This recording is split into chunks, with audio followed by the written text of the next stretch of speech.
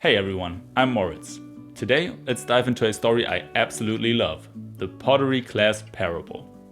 So imagine a pottery teacher dividing her class into two groups. To the first group, she says, you will spend the next 30 days creating your one single perfect pot. At the end of the 30 days, we will see who has created the highest quality single piece. Group 2, on the other hand, is just tasked with making as many pots as possible. Their grade will be solely based on the number of pots they finish. Throughout the 30 days, the first group meticulously plans about what would make a perfect pot. They spend most of their time refining their designs and start over again and again when their creations do not meet their standards. The second group builds pots from day one. They simply don't have time to perfect any one single pot. And they're not even caring about their mistakes. Fast forward 30 days, and guess what? All the highest quality pots were made by the quantity group. Because they made so many pots, they overcame almost all of the mistakes one can make in pottery. They mastered the craft through sheer repetition and learning from their mistakes. The endless planning and designing of the quality group proved itself worthless against the sheer practice volume of the quantity group. The moral of the story is that when it comes to acquiring a new skill or just improving at something, sheer practice, repetition, and volume can often be more valuable than aiming for perfection. But let's dive deeper and see how this applies to different aspects of life. Does the Pottery Class Parable resonate with you? For me, it is absolute gold, because I've always wanted to start things, but oftentimes fail to do so. This YouTube channel? For years, I thought I had to create perfect videos or otherwise I'd be embarrassed. I was totally scared of failing, which led to me failing completely, not starting at all.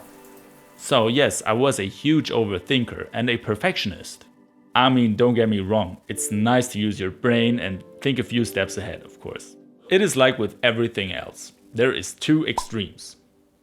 Where do you see yourself? Are you the planner or the doer? If you feel comfortable to share some experiences, drop a comment and let me know. This brings us to a crucial point. There is a big danger, especially for people that are strong into the planner personality.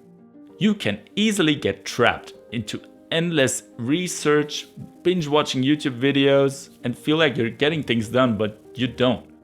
The funny thing is that you're still feeling productive, but you're not moving forward at all. Sounds familiar? So whenever I find myself in this loop, and yes, it requires self-awareness, I try to think back to the pottery class. And it reminds me that strategizing and planning and thinking it all through just won't get you there in the end. Which can seem unfair or even odd in that moment, but that's just how things work most of the time. When I started to understand this, a lot of things changed for me, which I'm really glad about.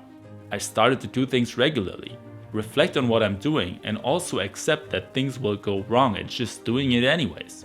I've realized that I can only make progress through action and especially repetition.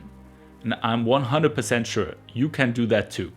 Wrapping this up, whether it's sports, arts, writing, or just about anything else, the pros will tell you it's all about consistency.